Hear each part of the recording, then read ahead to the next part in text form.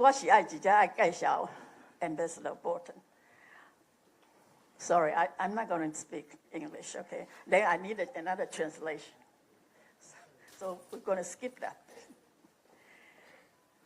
Mr. Bolton, 伊去年咱有咧线顶，已经咱有听过伊一个足精彩的演讲过啊，迄阵咱嘛有甲介绍，所以我相信咧在座的大家应该是对不只啊熟悉啊啦伊是咧1948年出生，伫 Baltimore, Maryland 出生我唔知影伊比我较少岁呢。1974年毕业，咧 Yale University 的法律law school 啦我要提起的就是讲伊的足特别的伊较特别的是伊的政治生涯差不多40年伊这40年中间，伊有服务过美国4任的总统过，这实在是足无简单的啦伊第一个就是 Ronald Reagan 第二个是 George H.W. Bush， 就是迄个老布什啦第三个是 George W. Bush 的小布什总统第四个是Donald Trump。伊咧这个40年的中间较重要就是拄迄个中国伊有讲过，就是伊咧2005年到06年的时阵，伊有做过驻联合国的大使过，就是安尼。即马才大家抑阁是咧叫伊 ambassador 就对啦佫一个是上尾伊一个伫咧 Trump 的任期中间伊是有做过美国国家安全的顾问。即马都摕落来，为政府遐摕落来。即马伊家己有一个智库，伫 DC 的一个智库是国家安全甲自由的基金会，伊是主席啦 ，chairman 伊是一个政党是共和党啦伊的主张是就是伊较主张美国的外交较强啦爱较强的外交。尤其是对中国的态度啦伊讲对中国的态度爱有这个强硬的态度啦这个是咱较介意的。抑阁一个上较重要就是伊也主张讲，要美国爱承认咱台湾是一个国家。Let's give him a big hand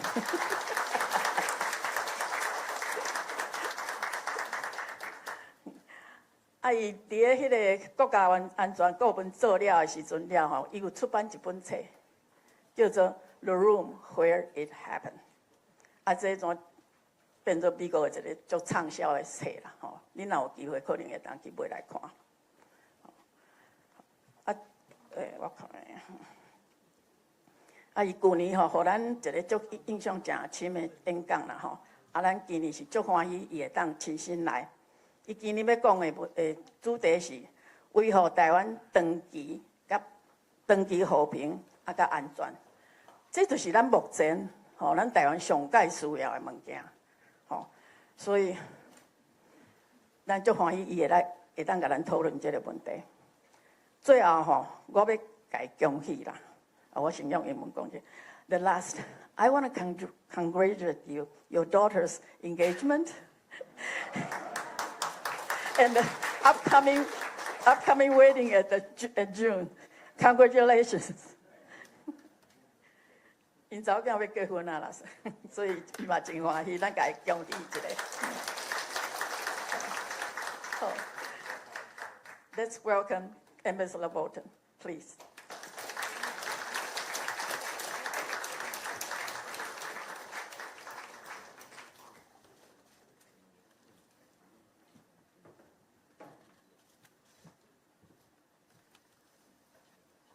Thank you very much. It's a great pleasure to be here in person this year as opposed to last year, and glad to be with all of you. I was watching CNN on television this morning before I came over here, and I saw a report that the Chinese government had sent around one of its most sophisticated drones to go all the way around the island, a Scorpion, which is capable of carrying pretty sophisticated weapons. And the reporters speculated that the flight of this drone might have had something to do with my being here.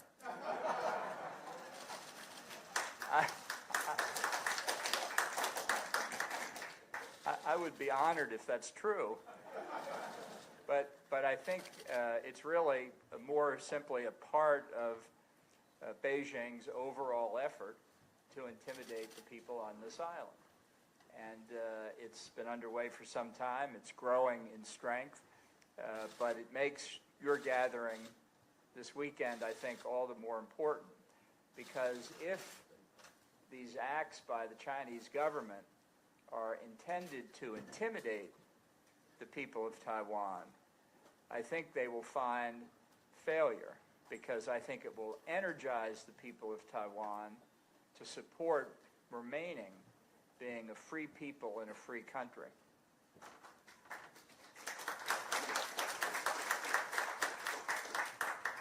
I hope that means the interpreters are keeping up, but I couldn't tell, so I hope that's right.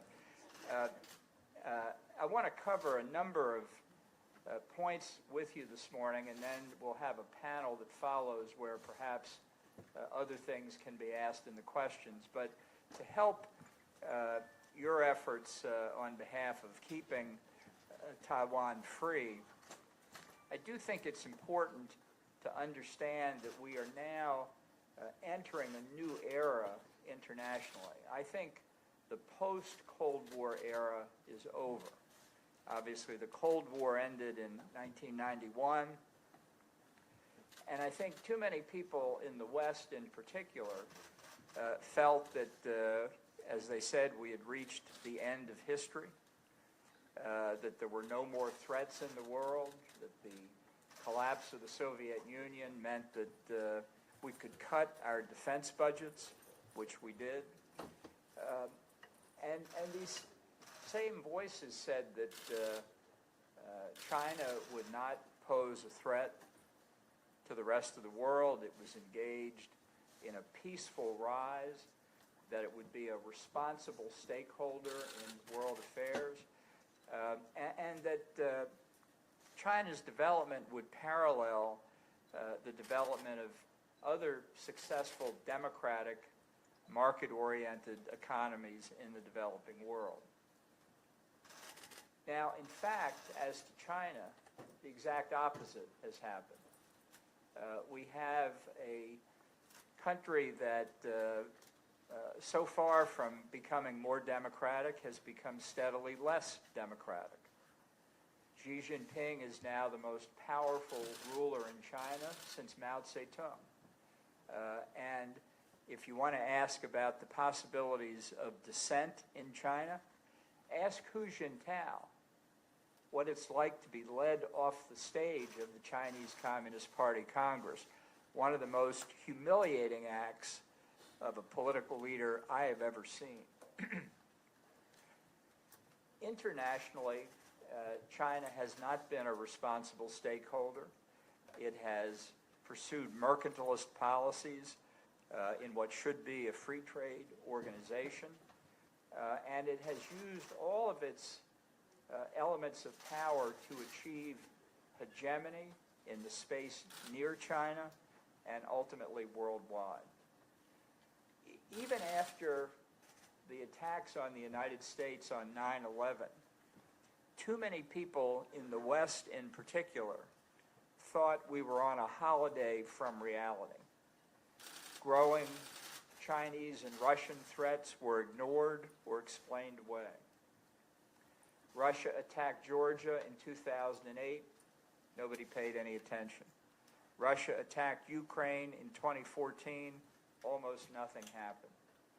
China militarized the South China Sea, and there were almost no objections. It has made repeated provocations in the East China Sea, most recently directed at Taiwan, and now we'll see what the reaction of the West is. I think the visit of Xi Jinping to Moscow and his meetings with Vladimir Putin really highlight the fact that in the new era we're in, there's a new axis between Beijing and Moscow. Different from the Sino-Soviet alliance of Cold War days, because China is the senior partner and Russia is the junior partner. But it's the axis together with its rogue state outriders like North Korea and Iran and Belarus that make the entire world a more dangerous place. So I think what we need to do in the United States is awaken from this end of history dream that we've been in. And not just in political military terms, but in economic and social terms as well. And what Taiwan needs to do is to think in the larger context of East and South Asia, where the Chinese threat applies to many nations, that the Chinese threat to South Korea, like North Korea's threat to South Korea, directly affects Taiwan as well. In other words, in the new era that we're entering, because of the combined threats we're facing, the threat to Taiwan is part of a larger range of threats. And I know that may sound like that doesn't give Taiwan the prominence it should have. My argument to you is that being seen as an element of a larger threat actually enhances Taiwan's security, because others need to think of Taiwan, not just here on Taiwan or in the United States, but in the wider world. Now, looking at how Taiwan fits into this larger world and how it affects the United States and how the United States sees China, I think it's important to define what the Chinese threat is. And for the United States, I think the threat in the 21st century is existential, as it is to Taiwan's independence and has been for some time. We don't need to guess about this threat. Beijing articulates it almost every day, aimed at Taiwan. Persistent, unceasing efforts to delegitimize Taiwan by extinguishing bilateral diplomatic relations. The repression Beijing has undertaken in Hong Kong, breaching the handover agreement made with Great Britain over 30 years ago, and establishing an ongoing, full-spectrum military buildup with a clear focus on establishing hegemony along the Indo-Pacific periphery, and as I say, ultimately worldwide. The Chinese threat is global. I think it's important to repeat that. For example, the utterly false idea that China could be a broker in the Ukraine war. The example of the Chinese foreign minister symbolizing a new deal between Saudi Arabia and Iran. Joint Chinese, Russian, Iranian naval maneuvers in the Arabian Sea, and the Belt and Road Initiative reaching into Latin America and Africa. And the Chinese threat is economic and social, as well as politico-military. The Chinese have spent 3 or 4 decades or more stealing intellectual property from the United States, Europe, the other developed countries of the world, which they then convert to their own advantage. They have used companies as arms of the Chinese state. Huawei and ZTE are not telecommunications companies. They represent part of China's effort to take control of 5th-generation telecommunications, so that essentially everything that's said over their networks, said or transmitted as data, can be retrieved by China and used for China's advantage. So when you look at this overall threat that China poses, we can say that I think with confidence, that Taiwan is what the Germans call the Schwerpunkt, what Clausewitz focused on in his studies of war. This is, on this island, the center of gravity of the Chinese threat. And understanding that helps Taiwan over the long term explain to others, also now feeling the Chinese threat, why there is a common bond and why efforts at collective protection and self-defense become so important. Now, there are certainly minuses as well as pluses to being the Schwerpunkt, because this is where a lot will be decided. And I understand that there's a lot of discussion here in Taiwan as you enter a presidential election campaign, as there is a lot of discussion in the United States about how Taiwan should not be provocative, that Taiwan should be very careful in everything that it says and does. Now, obviously, all government officials try to be prudent. That's important. But let's be clear when we talk about what's provocative. What's really provocative to China is that Taiwan exists at all as it does today. Every morning when Taiwan wakes up, Beijing is offended. And that's not going to change. So my advice, for what it's worth, is in the face of this massive Chinese threat, let's not become obsessed with symbols. Let's focus on concrete reality, not abstractions or gestures. Ultimately, maintaining independence rests on palpable structures of force, economically, militarily, and politically. Much more important than the symbols. The symbols, I think, can come later. My former boss, Secretary of State James Baker, used to tell me all the time, he'd say, keep your eyes on the prize. Keep your eyes on the prize. And the prize is maintaining a free government here in Taiwan. It's a fact that particular verbal formulations are really not going to solve anything. They don't form a defense for Taiwan any more than words really form an offense for China. Take the so-called one China policy.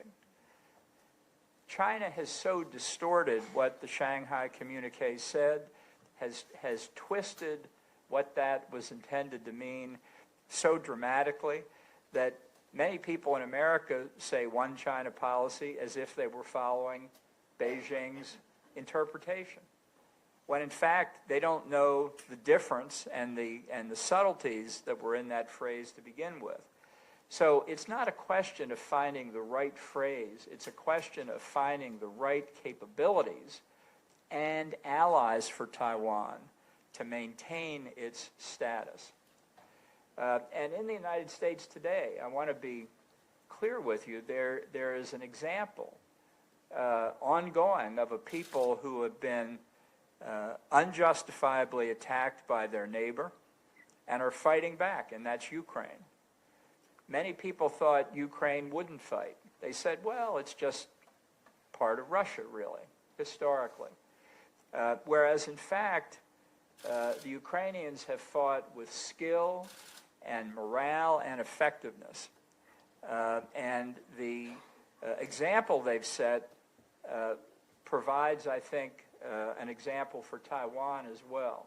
So that when people say, well, will Taiwan fight for its independence? Or do they expect...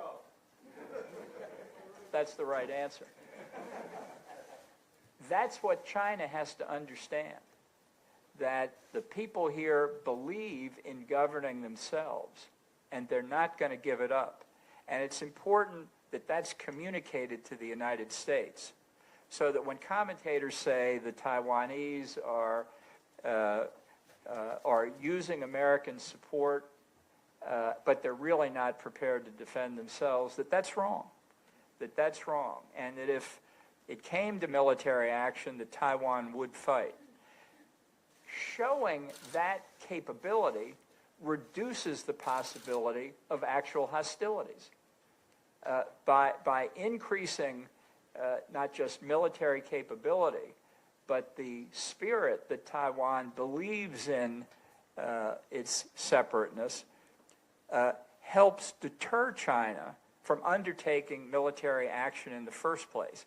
That's why it's not provocative to build up Taiwan's capabilities. As the saying goes, strength is not provocative. Weakness is provocative. And that's what needs to be avoided in Taiwan.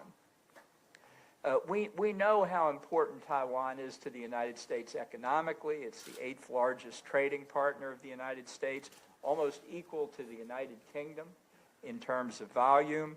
We know about TSMC and computer chip manufacturing. There isn't any question of the importance of the relationship. But it's important that, that in Taiwan, the appreciation of explaining to the U.S. and others the determination and the willpower here to defend the freedom that you now have. Now, the question in the United States we face is, well, how exactly do we help Taiwan? And there are people who wonder whether the United States itself has the resolve and dependability to be a secure ally. There are reasons why people question this. I want to address this issue so that we can, I think, resolve it, or at least show that we're aware that people are concerned about it. I know that some of it comes from Donald Trump and what he said during his administration, and the prospect that he might come back, which I hasten to assure you I believe is still small. But I recounted in my book any number of times when Trump would hold up his Sharpie pen and he would point to the tip and say, "See that? That's Taiwan." And then he'd point to the Resolute desk in the Oval Office, which is a huge piece of furniture, and he'd say, "That's China." And that's what, in his mind, made a difference. But Donald Trump was an aberration in American political life.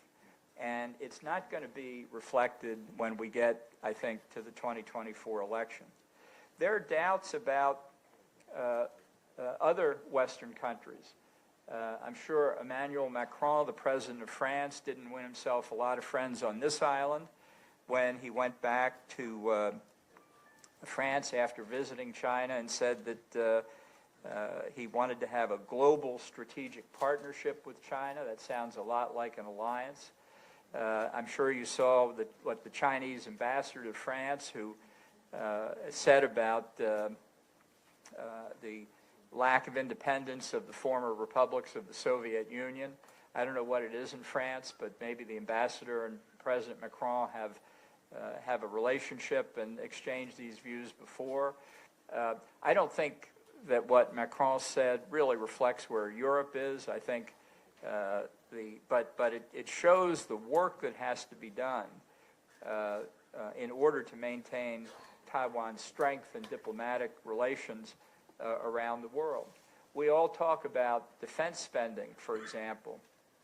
The United States spends about 3.25% of its gross domestic product on defense. I have said, and others have said, we need to go back to the levels of Ronald Reagan's presidency, 5 to 6%, to face the threats we see around the world. NATO has a standard of 2%. Secretary General of NATO recently said it should go to 3%, which is in the right direction, although not enough. The Prime Minister of Japan recently said he wanted to double Japan's defense spending over the next 5 years to go from 1 to 2% of GDP. That's a step in the right direction. Taiwan spends about 2.4% of GDP on defense for this current budget year. That's better than the NATO standard, so that's a plus. But if the U.S. is going to 5 or 6%, others have to come up too. That's a reality. Politicians don't like to talk about this, no, of whatever party, but let's look at the reality we're going to have to face. You know, I would say when it comes to U.S. resolve and dependability, that we are, of course, subject to democratic pressures, no better, no worse than any other country in that regard.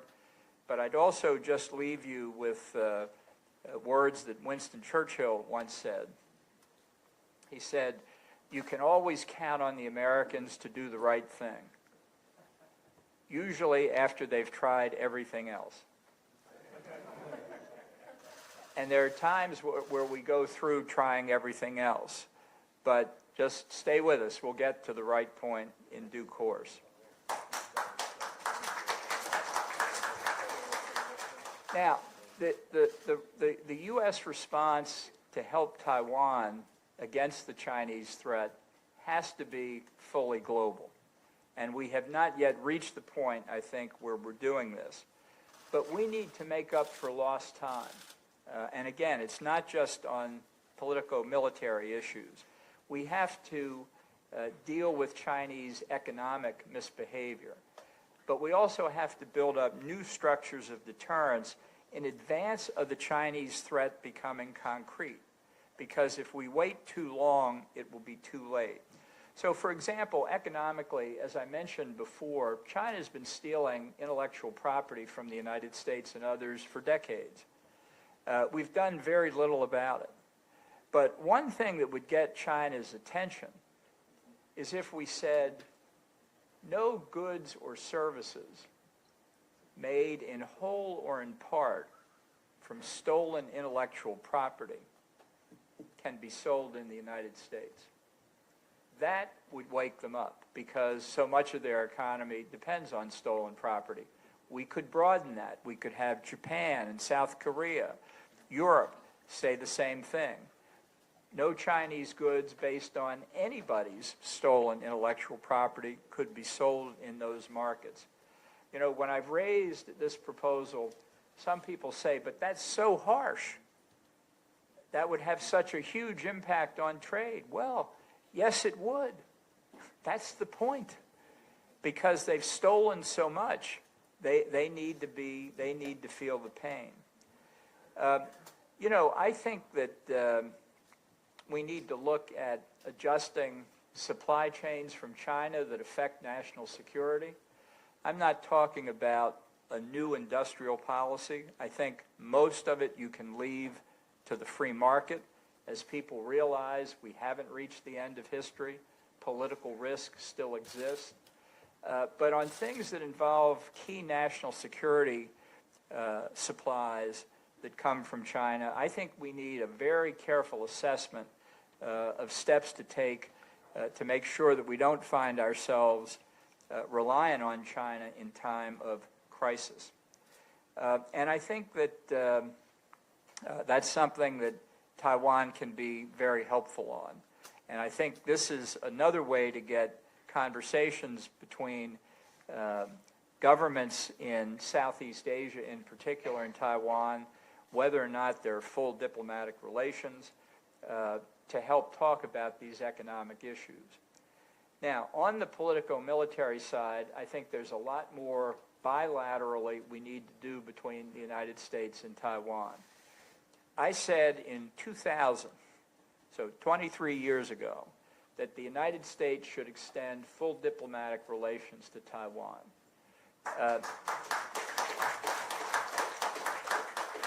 When Taiwan was expelled from the United Nations, George H.W. Bush, who was then the U.S. ambassador, suggested as a compromise that rather than oust Taiwan and seat the PRC, that we have what he called dual recognition, that Taiwan would keep its seat and that the PRC would take the permanent seat on the Security Council, but it would keep Taiwan in the UN, and it would have allowed the U.S. to extend recognition. That was rejected by both Taiwan and the PRC at the time. That's water over the dam, but it seems to me that dual recognition still makes sense from the U.S. perspective. This would be very displeasing to Beijing. But that, again, is part of the point, because it would show that the relationship between our two countries is fixed and is not going to go away. There are a lot of things below the level of full diplomatic relations we can also do, and I hope will do as time goes by. But beyond that, we need a much deeper and richer strategic dialogue between officials of Taiwan, not just diplomats, but military officials, intelligence officials, everybody concerned with national security. The whole Taiwanese national security team needs deeper interaction with the U.S. national security team. It's not just a question of supplying this weapon system or that weapon system. We need coordination, as we have with many other allies, contingency planning, thinking through what China might do and how we respond. If you have to think it through once an attack has taken place, it's too late. And it really is something Taiwan should press for. The more of this kind of discussion that we have to consider the complex range of scenarios that we might face, the greater the prospect of successfully defending Taiwan, but even more important, the greater the prospect of deterring the Chinese aggression in the first place. I really think that if Xi Jinping did decide to make a move on Taiwan and failed, it would be regime threatening for him. And we need to do more to convince Xi Jinping that he can't prevail, because that ultimately is the way to success. We need many more freedom of navigation exercises in the Taiwan Strait. We need to make it clear that these repeated Chinese efforts to surround Taiwan, to interfere in its airspace, to interfere in its operations in international waters, all of these things that China has been doing are simply not something that we can accept. You know, the backlog in military sales to Taiwan is now estimated to be $19 billion. We need to clear that up. Part of that is a U.S. problem. Our defense industrial base is not as strong as it used to be. We need to improve that for global reasons, but particularly for Taiwan. And we need to see that other countries like the European Union also do more to stand up to these Chinese threats. The head of the European Union Foreign Policy, Josep Borrell of Spain, called on European navies also to conduct freedom of navigation operations in the Taiwan Strait, and that's a real plus. And we have to tell China and Russia what the consequences are if they take action against Taiwan, not just in the immediate response, but over the longer term, to basically excommunicate China from the international economic system if it did take military action against Taiwan or attempt to throw a blockade around it. There's much more that needs to be done, not just in the military space, not just making Taiwan a porcupine, but getting more cooperation from other countries in the region and around the world. Because as I said earlier, the more Taiwan is embedded with other countries in collective security, collective defense efforts, the lower the likelihood that China will take military action. For example, in the Indo-Pacific region right now, there's a lot of new thinking because of the concern many countries have, not just Taiwan and the threat it faces, but all along China's periphery. For example, the so-called Quad involving Japan, India, Australia, and the United States. It's not NATO by any stretch of the imagination. There isn't going to be an East Asian NATO anytime soon. But there are steps that can be taken by countries that share a common concern about Chinese belligerence to guard against it and to convince the Chinese that any action they would take would be far more costly than what they could expect.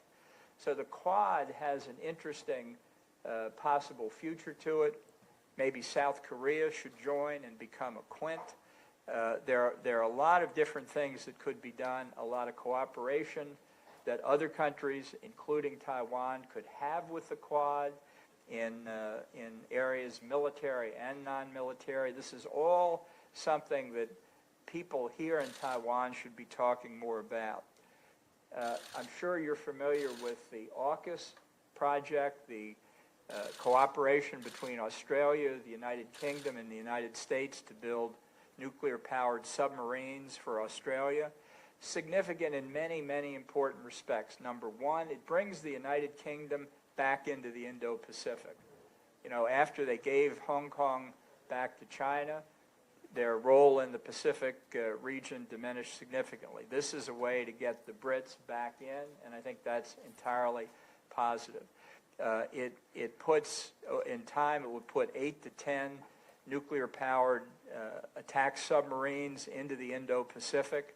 The only threat they face is from China. Everybody knows what this is about.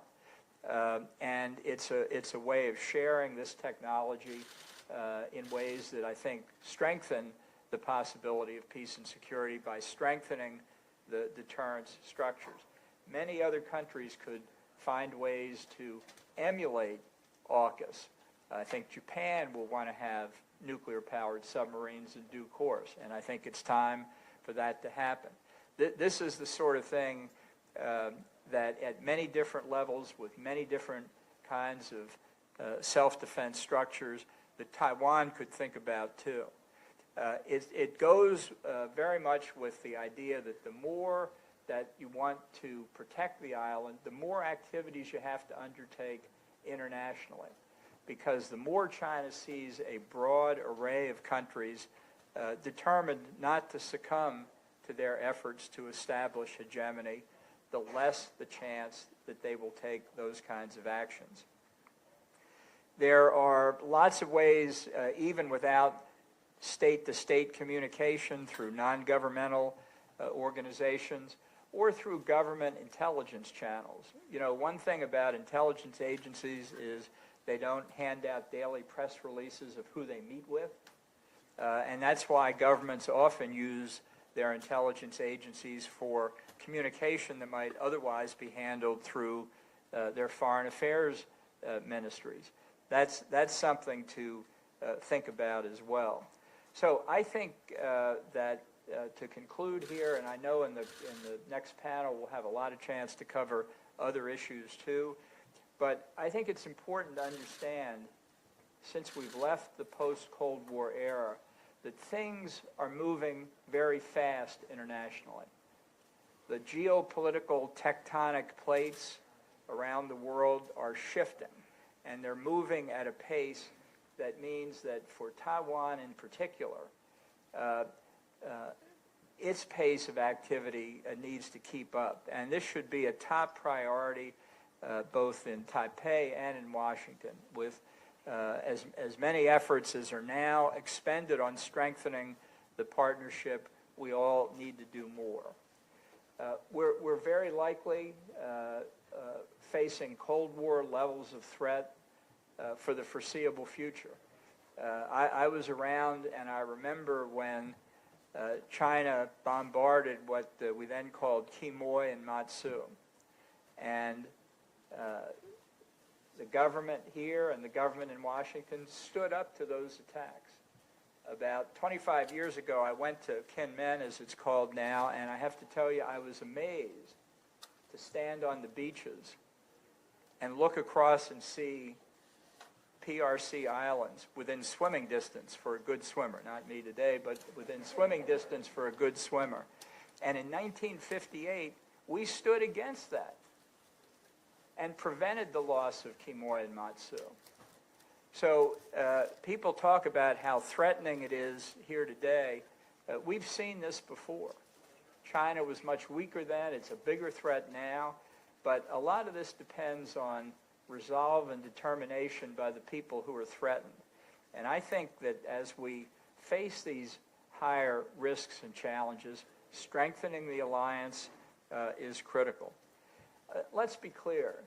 We've seen in trying to negotiate an end to the nuclear weapons programs of North Korea and Iran, trying to stop Russia and China from engaging in proliferation, trying to push back on terrorist groups in places like Afghanistan.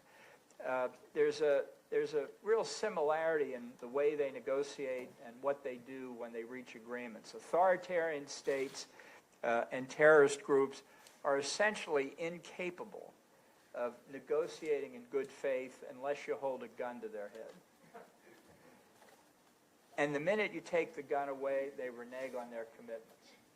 So if you're going to have agreements, the adversaries who are authoritarians or terrorists, and sometimes they're both, have to know that there's a real price to pay if they break those commitments. And I don't think people in the U.S. or here in Taiwan or many other places really fully appreciate that.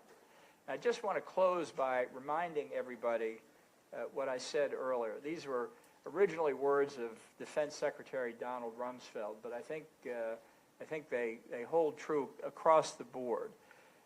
Strength is not provocative. Weakness is provocative. And as Ronald Reagan used to put it, the best way to preserve peace is through strength. Nobody wants war. It's not Taiwan that's flying sophisticated weapons-capable drones near Chinese territory. It's not Taiwan that's threatening the status quo. The threat's coming from the mainland, and as soon as we realize that and deal with it, Taiwan will be safer, the U.S. will be safer, and the world will be safer, and at peace. Thank you very much.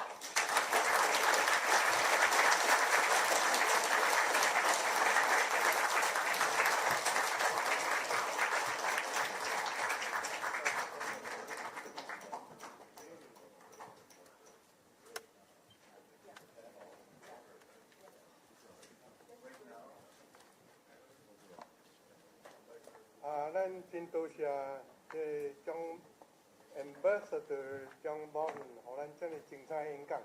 咱可用拜拍鼓个声来开始。谢多谢，Thank you again。咱这段时间就到这结束吼，佮刷到有一个休困。咱有较早，我看卖吼。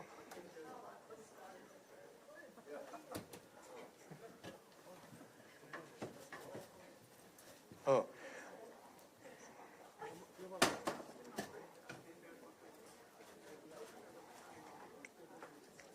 会使。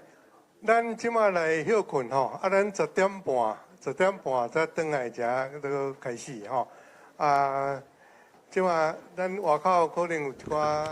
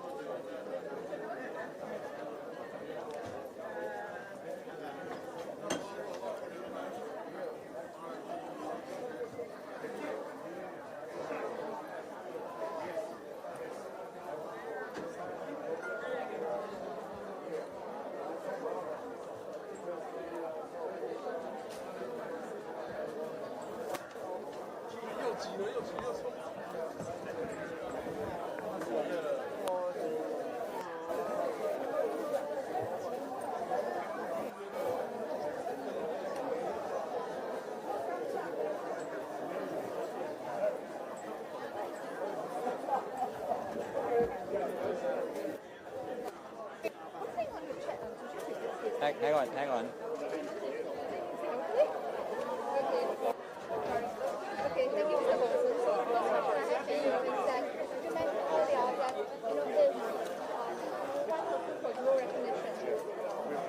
Go back down.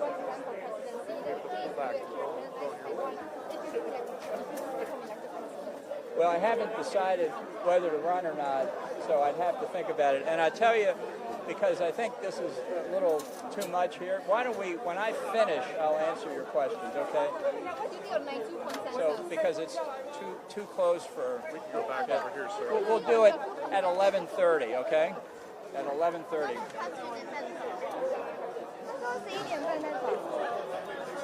走了。人太多了啦，那没办法啦，那我要赶他。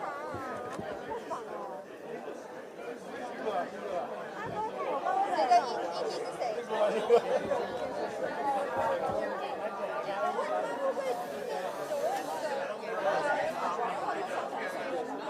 他是不受吧？好像是啊，那没有讲。对啊，然后有很多是在他的这种。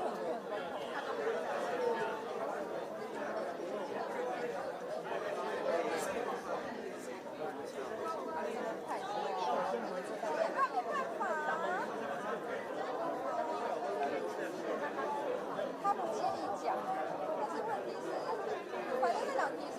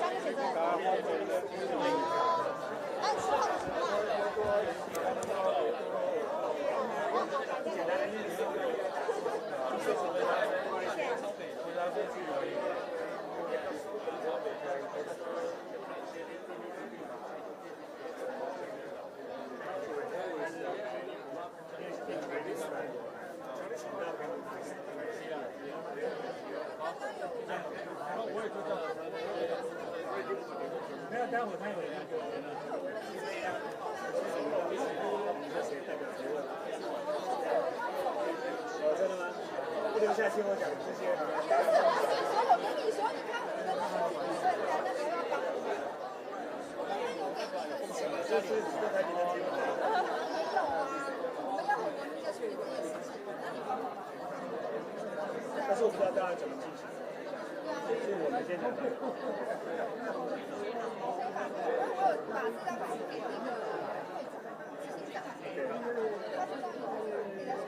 那个执行长，我这一题问题，这个我的第一题问完了，真的是，小问都是可以。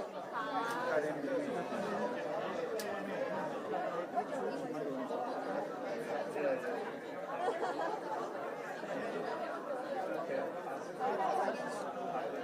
这是第一题我问的，我不能问啊。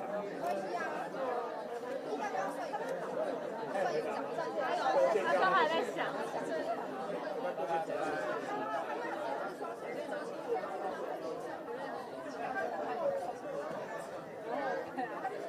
他昨天跟我讲的时候，他也提到，就是说他的立场是美国应该快要承认他没有讲双城，然后或者让他没有讲，但是有提到就是说他还是认为美国应该承认然后把台湾带到现在正在强化当中的区域的安全机制，这是他的立场。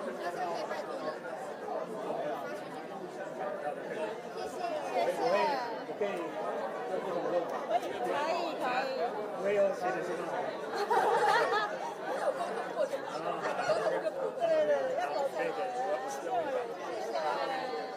可是我不知道他们的封面是怎么解释。那你就说你有希望明天可以过的。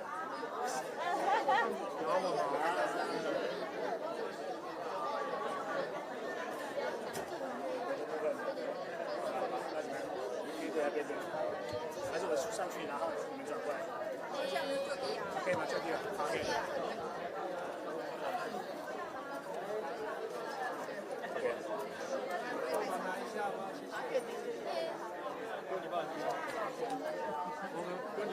可以吗？不用你放在这边，我位置。不用想观察，就是这个波顿在这个有没有讲到什么？相关议题，或是有没有两岸关于台湾？我们整个这个对话，从整个区域局势的分析到两岸局势的分析，甚至台湾内部政治局势的发展，我们都有非常详细深入的一个讨论。所以将近1个钟头的时间，完全没有任何的空档，大家不断的针对相关议题交换意见。两岸关于台湾选举的分析。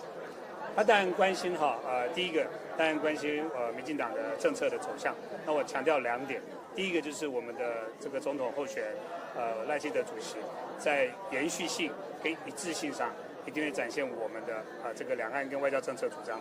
所以延续性就是说我们执政是连续的，所以蔡英文总统一些重要的国家大政方针，尤其是两岸的安全的议题，我相信延续性是非常高的。那赖主席也多次强调他会延续蔡总统的几个重要的一个政策主张。那第一个一致性，也就是我们不会变来变去。换句话说，总统候选人或者赖主席在很多重要政策主张上是处于一个相当稳定的一个阶段，所以今天不会讲一套，明天又变一套，所以一致性也是一个重点。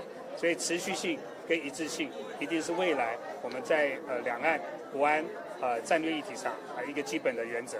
那具体的部分我就不对外说明。OK， 好，谢谢。好，谢谢。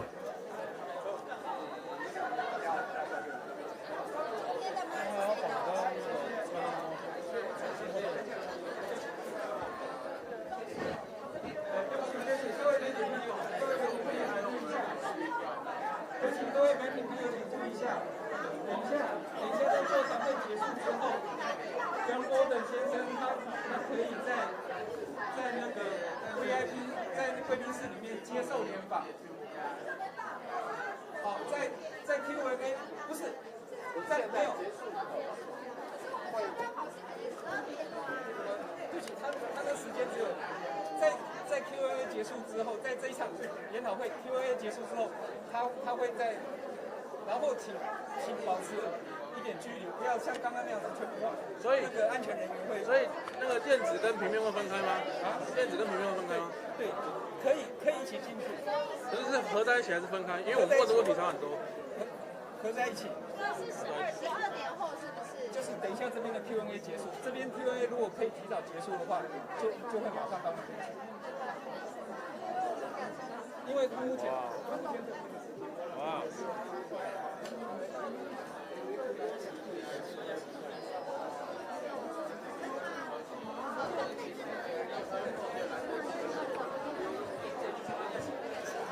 就还对，就是这样。有了，我的总编好像会希望我留到12点，还是要帮你们问？你们有要问你吗？反正我有直接马路对，如果他没有问的话，就问啊。对，你有拍吗？对啊，就 OK 啦。谢谢。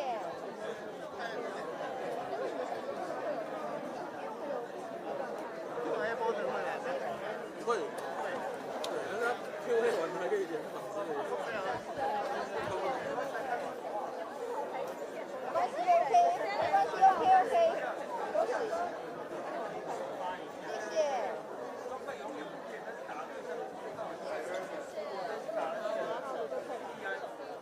啊。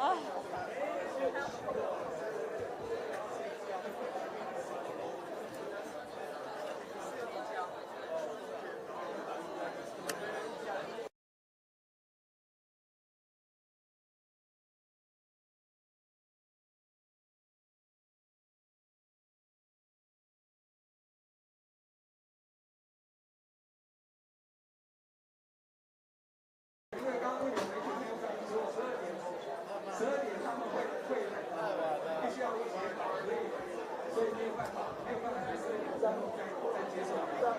那我这次在高铁的研讨就先取消了。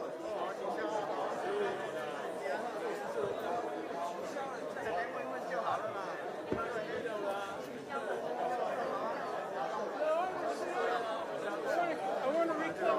很怕他真的要走。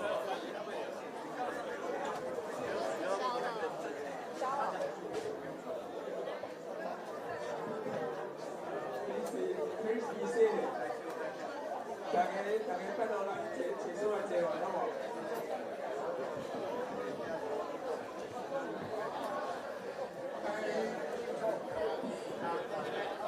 请大家全部。无啦，请大家全部。无恁的直播，无就当然使做。有录啦，我即摆连工作我都确定，好不好？没有，他基本上说，他说12点，本来就是要这个 Q&A 结束，就是进行的联访。但既然很多都说他们是要讲，那我就取消。所以现在是要跟他们。请大家先做吼。咱下面这场要23:05来正式开始，所以请大家尽量。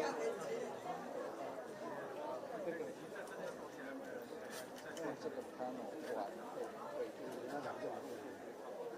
外面也阁有人伫外面在。请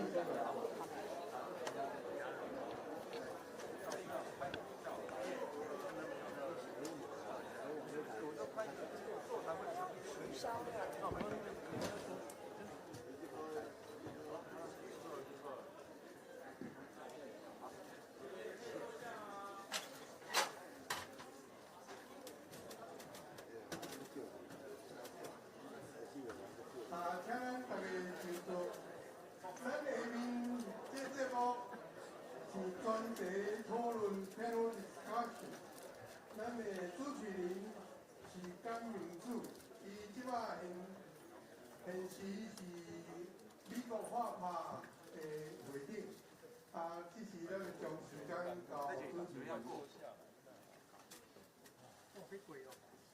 多谢中国吼。大家好，大家平安。今日真多谢吼，多谢大家来。真今日足荣幸，来甲大家斗阵，咱这是好朋友伫遮，咱来探讨咱今日的专题吼。我先用台语讲我小等的小用字啊用英文吼。感谢大家参加。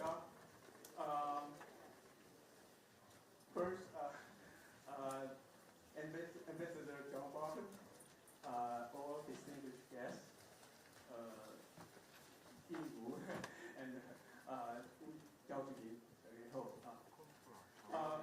So we are going to have about 50, over an hour panel discussion.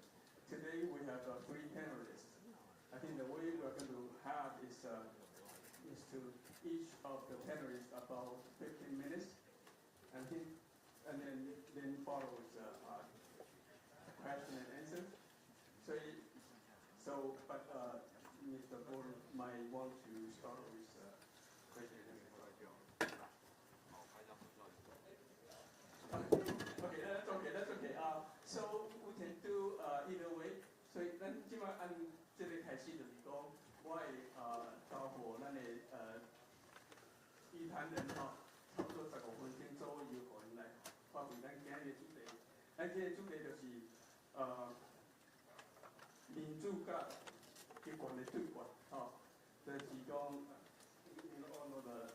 on today's topic, the duel between the democracy and others. So this is the topic, and I think you can see in the program. Let's start with a few. I still want to start with Mr. Bolton. I think that first of all, I want to thank Mr. Bolton for his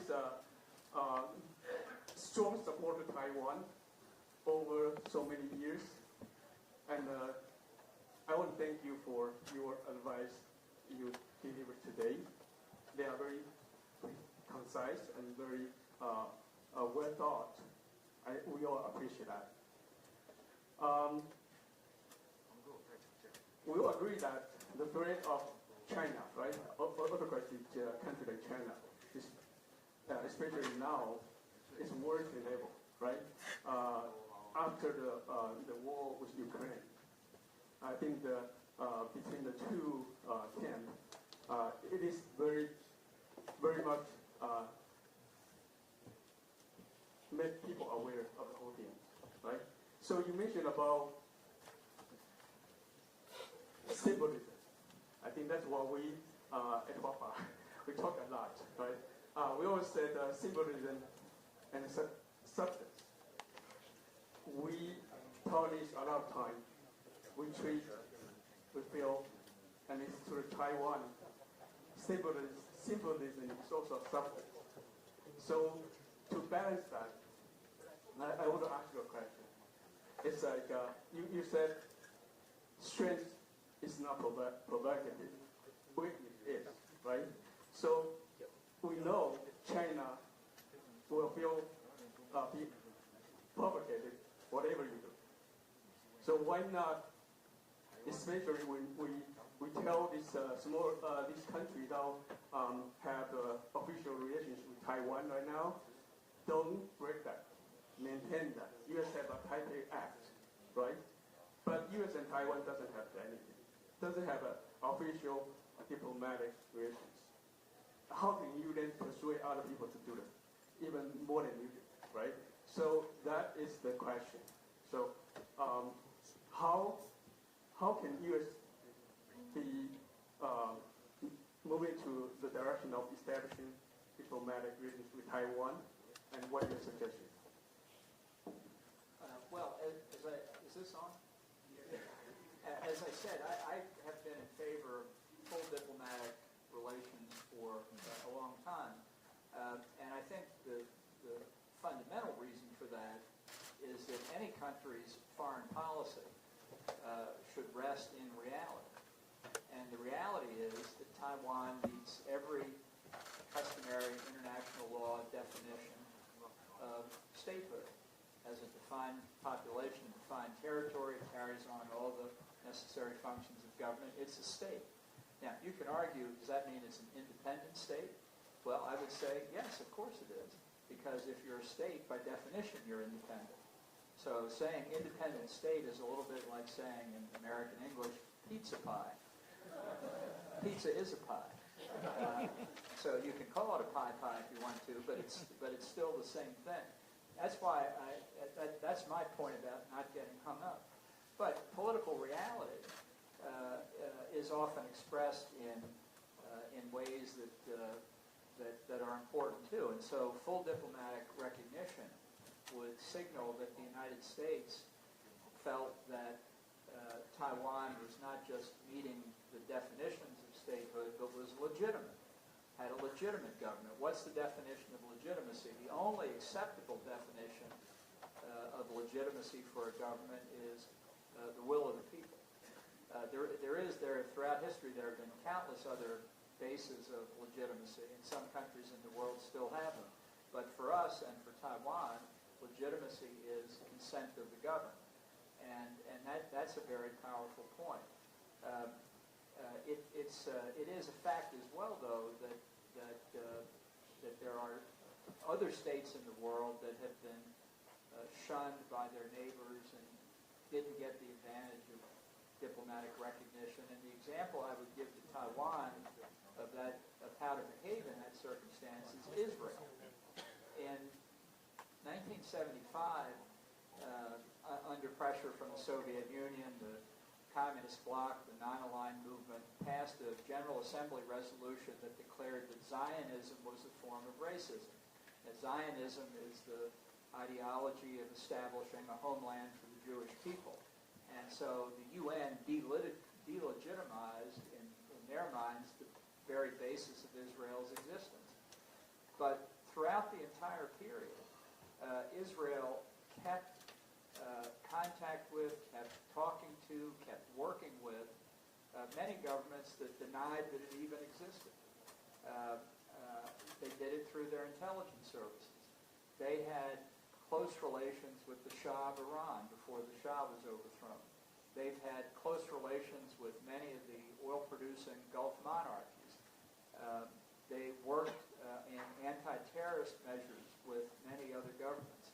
They didn't like the fact these governments didn't recognize them, but they achieved concrete objectives. And now we see in the Abraham Accords, the United Arab Emirates have recognized Israel, Bahrain has recognized Israel, other Arab states have recognized Israel.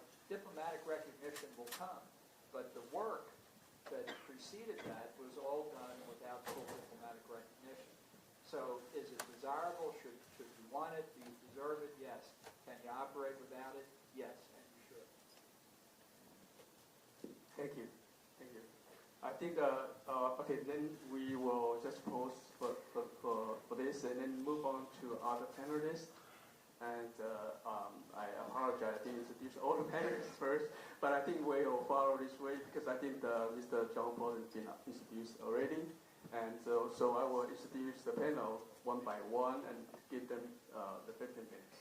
So the next panelist is Li Wei Luo Zhizhen.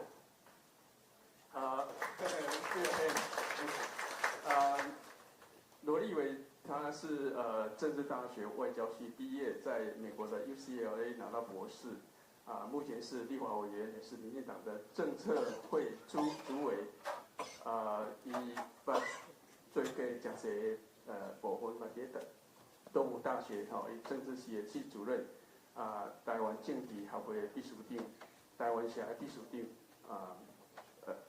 民进党新北市东部的主委。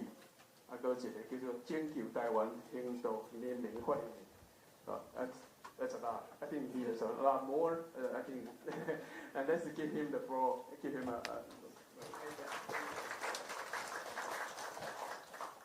Thank you very much. Let me start by thanking the organizers, World Taiwanese Congress and Taiwan National Alliance for hosting this event. Because we have people who have traveled from here and from halfway across the world. So let me do it in a bilingual way.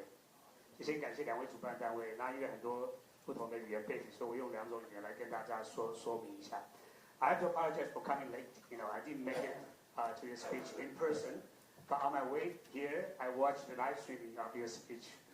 我很抱歉没办法准时到，因为我地方有一些行程，但我在路上，我全程观看那个Ambassador Bolton 的演说。I think the speech was very enlightening, very insightful. I think everybody in Taiwan should watch and listen to your speech very carefully. 我想这个演讲非常的具有启发性，而且非常深入，应该很多人都应该仔细来听这场演讲。And I had a very honored opportunity to talk to you yesterday, and we have a very in-depth discussion about the threats that we are facing and the possible strategies that we can adopt in coping with the threat. 昨天我们在党部有跟Ambassador Bolton 有些对话，所以有一些讨论，所以我很清楚了解台湾跟这个美国之间有什么样的努力可以一起来努力。Okay, I think you point out a very important aspect of China question or China issue. That is the nature of the threat and the types of threat that we are facing, and also the type of relationship we are having with China, and more importantly, the strategy or counter strategies we should adapt in coping with China's threat. 我想他的演讲或他的立场点出一个很重要的几点，第一个是中共的本质是什么，还有威胁的样态是什么，还有我们跟他的关系的本质是什么，而且更重要，我们怎样的策略跟战略去面对这样的威胁。Okay, so I don't have much to add on your very extensive and comprehensive analysis, but I just want to point out some specific questions that we are facing right now. 我没有太多可以加在他的分析上面的东西，但是我可以来谈一些我认为比较具体的一些问题，我们要面对的问题。Okay, first of all, the term status quo is misleading. It's not static, it's dynamic. More importantly, the so-called status quo has been challenged and changed. 第一个现状，英文叫 status quo， 是有误导性的概念。因为它不是静态，不是 static， 它是动态。那更糟糕的是，这个所谓现状已经被挑战，而且被改变了。Okay, that's why some people in the States or even in China use the term new normal. 这是为什么有些人开始有一个字眼叫做新常态。But it's a abnormal situation. 我必须要讲，这个新常态是一个不常态，甚至不正常的关系。So, looking back. The status quo we had 10 years ago and now it's quite different. And looking to the future, the so-called status quo 10 years from now, I think will be very different from what we have today. 所以这个现状现在跟10年前比较，或未来10年比较，会有很大的变化。And what happened?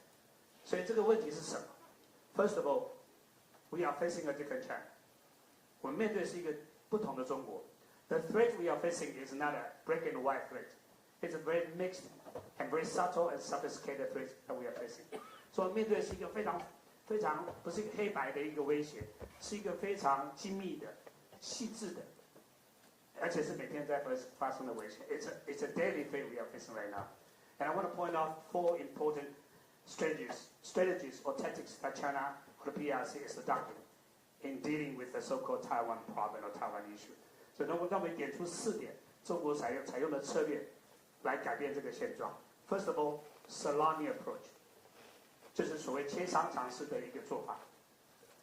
In other words, China has been changing the situation on a daily basis. For instance, China's fighter jets has been, patrolling, using the term, or circling Taiwan on a daily basis, but changing their activities every day.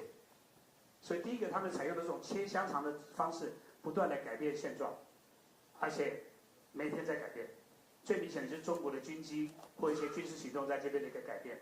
So the question for us, and I want to ask Mr. Boden is, should we push back? 所以我的问题是，他们不断的改变，而且往前台湾推，我们第一个挑战跟问题是，我们把它推回去嘛 ？Or should we say that enough is enough? That's our red line. But the thing is, if we draw the red line, if China crosses it, how should we respond? 所以我们的问题是，我们的挑战是，我们要画红线吗？如果中国跨越这红线之后，我们的问题是，我们要把它推回去。But what if we don't react, and then we keep pushing it? So this kind of salami approach is a very difficult task we are facing right now. 所以这种切香肠式的做法是一个我们很难面对的问题。Because if we decide to push back, or draw the red line and push back, then there's a risk of escalating the situation into a conflict or at least a tension. 所以我们第一个挑战是，如果我们决定把它推回去，但问题是出现了，我们有办法再推回去海峡中线吗？一旦推回去之后，有一个很大的风险，那就是冲突，甚至是战争。So, I want to borrow your wisdom and tell us what can we do, and what should we do? That's my first question. Sorry. 所以第一个问题是讲说，我们应该怎么办 ？The second question is, the second approach that China has been adopting is the gray zone tactics. 第二个挑战，台湾面对的是中国采用的这个所谓的灰色地带做法。中国现在不断用各种灰色地带做法来改变这个现状。Okay, let me give you a very good example. The so-called military drills simulating blockade of Taiwan. 第二个策略就是所谓的用灰色地带的做法。我举个例子，就中国模拟了对台湾的封锁。Last August, when Speaker Pelosi was here, so do we see that as a gray zone tactics, or should we consider that an act of war? Last year, 5 spots, 5 places. How about this year? 7, and next year, 8, 10, 20. So, at what point should we consider that an act of war and then respond? 所以这种灰色地带 you know, when we call it gray zone tactics, we in some way justify the action. Right? Because we don't see that as an act of provocation or even an act of war. 当我们把它称为灰色地带的时候，我们某角度是合理化它的作为，因为它不是一个战争，它不是一个挑战，这样对吗 ？So my second question is, how should we counter that kind of gray zone tactics? Or how should the U.S. react to that kind of gray zone tactics? That will be my second question. The third question is influence operation. 中国的影响力作战 China's influence operation against Taiwan, in Taiwan and outside Taiwan, right? So they have been trying to reach out to different sectors in Taiwan society, religious groups, agriculture, farmers, academia and so on. And they try to buy them, threaten them, or whatever. They are trying to win, they want to influence the domestic politics in Taiwan. But Taiwan is a free and open society, so we are in some way vulnerable to that kind of threat. So how should we do with it? And how can the U.S. can help us to cope with that kind of challenge? 第三个威胁就是影响力作战。台湾是一个自由、开放、民主的社会，可是中国很容易去操纵台湾内部的民意，包括什么学术界啦、宗教界啦，然后甚至是一般的民众、农民等等。可是台湾是一个民主社会，很难限制这样的行为。那我们该怎么处理 ？And I have to assure you that what happens in Taiwan may be happening or is happening in other countries as well. So what should we do? Let me give a very good example. Now we talk about the overseas Chinese police service station, right? New York DS office just indicted 2 Chinese Americans who work for the Chinese police authorities to monitor the overseas Chinese. So they are using our democracy to undermine our democracy, to censor the speeches or activities of all those overseas Chinese. How should we deal with it? I think the threat we are facing is more serious than we are facing in the States.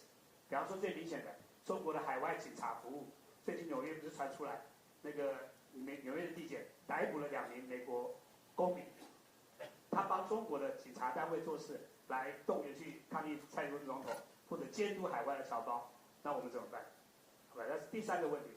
So how should we do or work together to deal with that kind of influence operation? My fourth question is China's cognitive warfare. 第四个问题就是所谓的认知作战。Again, Taiwan is a free democracy. We embrace the values of freedom of speech, freedom of media, and so on. But China is using that to weaken, to discredit the government, to discredit the U.S.-Taiwan relationship. So how should we deal with that? 最后一个就是所谓认知作战。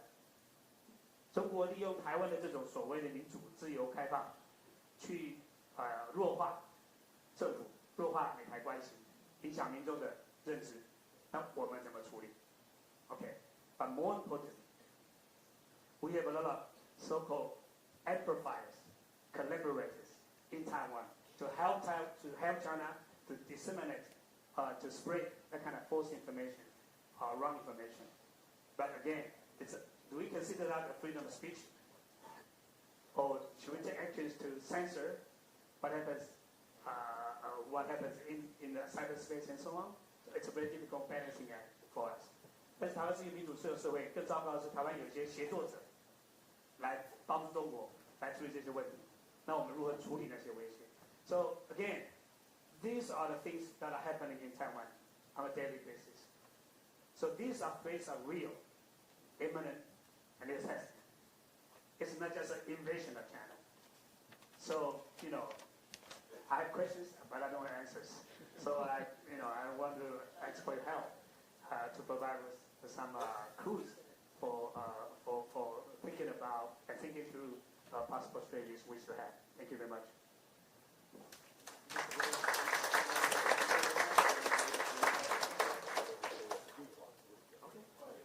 Let me introduce Kun first.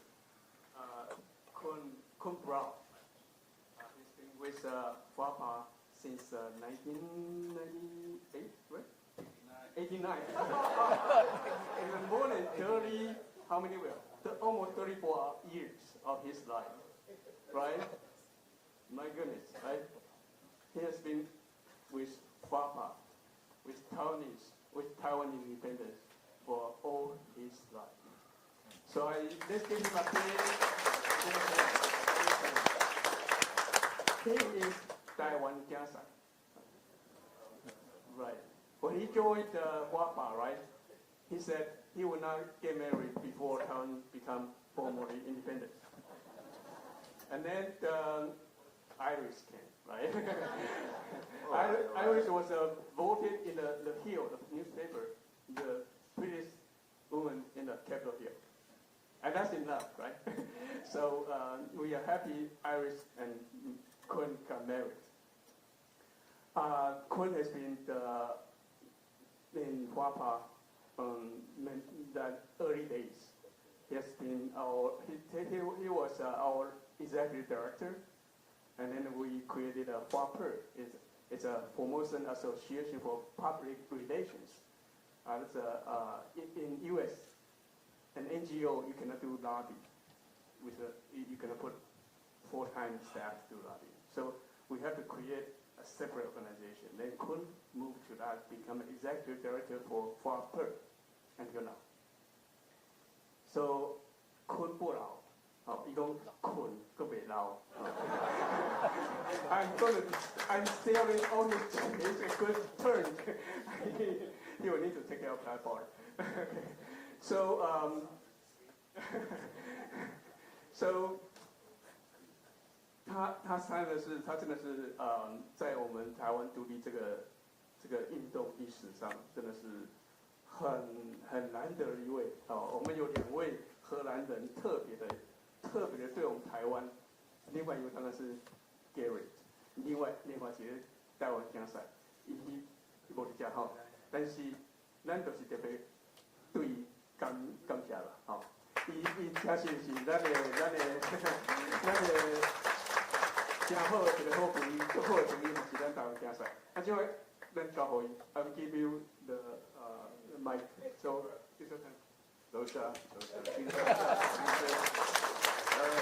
yeah, so that's always the problem if somebody has a long introduction, that they take away all these things that I prepared, but I can cancel it. But with Ambassador Bolton on the panel, I'm afraid Lo Chi-chen and I will not get any questions. So I'll claim my 7 minutes completely, so warn me if I go over 7 minutes, Susan. Susan, thank you. Jean Dosha.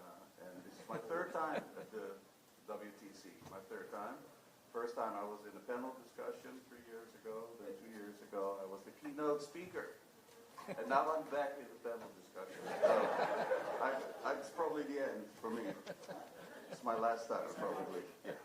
Next time I'll be here. And it's great to be back in Taiwan. I arrived 3 days ago, and I came over DC, and then Tokyo, and then Taipei. And I noticed that in Washington, D.C., as Ambassador Bolton can attest, everybody drives on the right, in Tokyo on the left, and Taipei both ways, both sides. Is that true? It's true, right? Yeah. No? Oh. And it's also great, all the food here. I've been here 3 days, as I said, and I already gained 5 pounds every day, so 15 total, 15 pounds.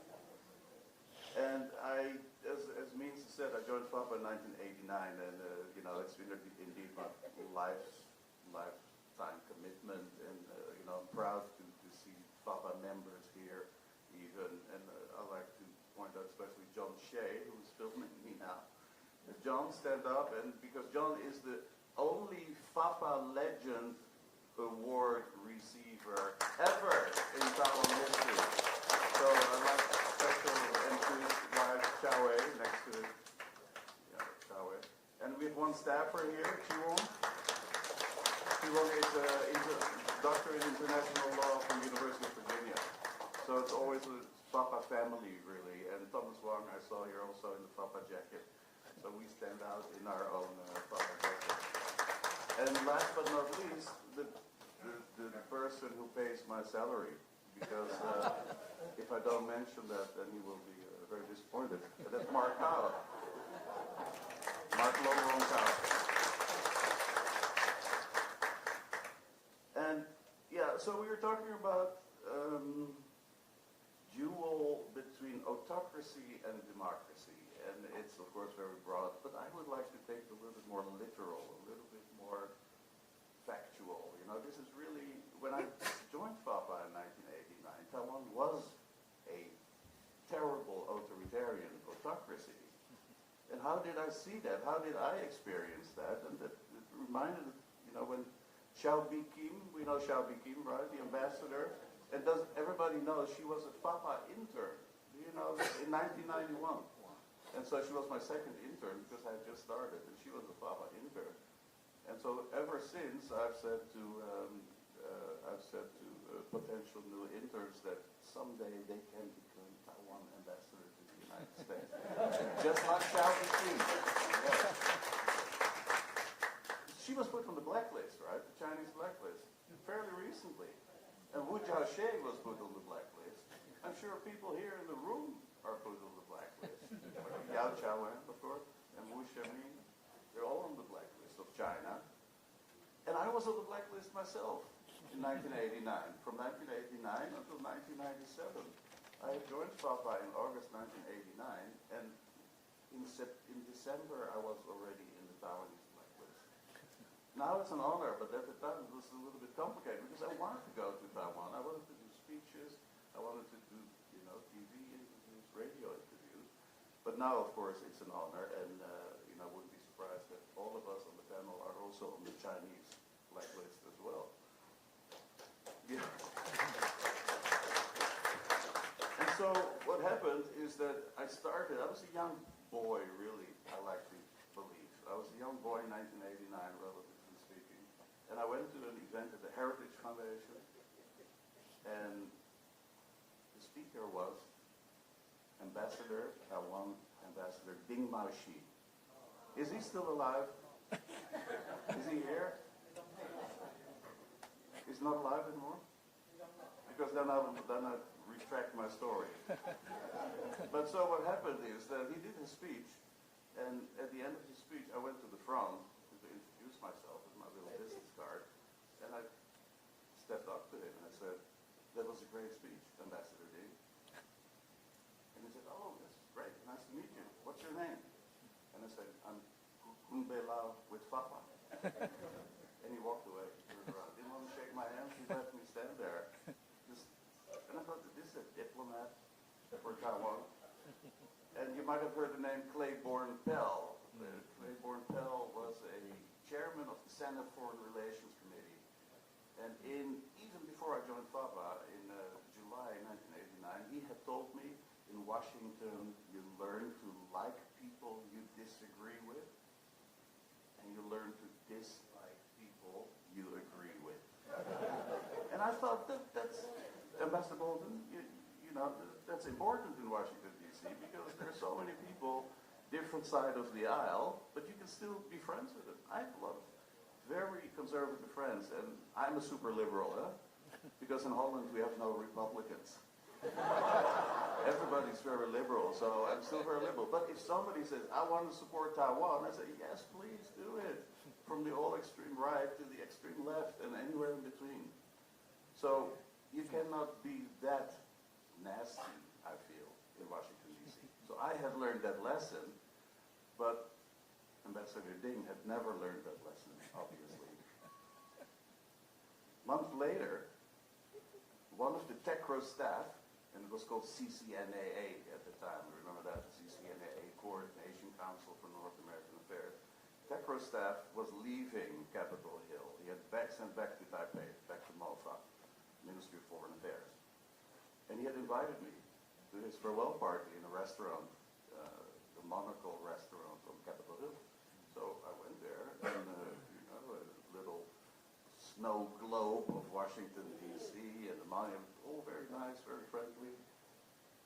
And I was standing there at the bar, trying to get a beer, and then Ambassador Ding, my enemy, walked in, and 2 minutes later, there was a staffer, an American guy, came to me and said, Ambassador Ding wants you to leave. Yeah, very, very serious, and very, very undiplomatic. And I thought, he's the ambassador, he's the Taiwan ambassador, in Washington, D.C. And so he kicked me out of that thing, but it even, I think, it strengthened me in my motivation to work harder for Taiwan independence. Yeah. And then a little bit later, I was on the blacklist. I had received a really beautiful fax from Taiwan, and I thought maybe I won a human rights award. But it turned out it was a fax which said, Kun Lao, right before we put you on the blacklist in December 1989, you flew to, Tainan from Taipei, and you did a speech, and then you went to Taichung, and you did a radio speech, and my whole trip was lined out on that fax, and said, therefore we put you on the blacklist. And who said with honor? You said it, right? That it's an honor today. So yeah, that's how I perceived it today. But I was not happy at the time. And then during the Clinton inauguration, Meng Xin was there. Meng Xin-yang, my longtime friend, was in that delegation to come from Taiwan with about 10 people. Xu Xinjiang was there too. And we went to all these events during the Clinton inauguration. And there was one party at Tekro. And I had rented my tuxedo, first tuxedo.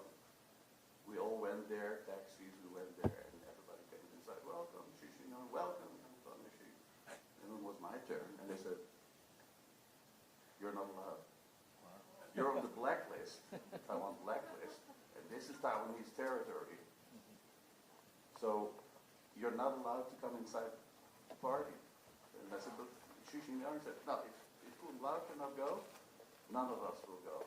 I said, no, okay, I don't want to create some sort of international incident.